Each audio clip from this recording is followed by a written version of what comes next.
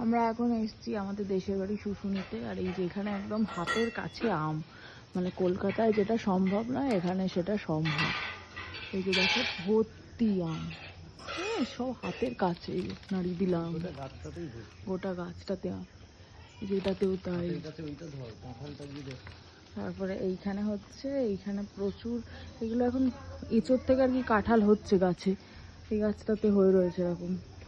আমরা কলকাতা শহরে দেখলো কিনে কিনে খাই, আর এইখানে একদম ভর্তি হয়ে রয়েছে ওপর থেকে নিচ পুরো ভর্তি। কি ভালো লাগে যে দেখতে। এইটা আমাদের কলপার, এই যে আম এখানে ভর্তি, চারিদিকে ভর্তি আম, দেখতে পাচ্ছ? অনেকগুলো পাড়া হয়েছে আমাদের এখনো, তার মধ্যে এখনো ওই গাছে রয়েছে। যেহেতু আমরা কেউ থাকি না এই বাড়িটায়, তো সুতরাং এখানের আমগুলো অনেক নষ্ট হয়েছে, কত নিয়ে যাওয়া সম্ভব, তাই না?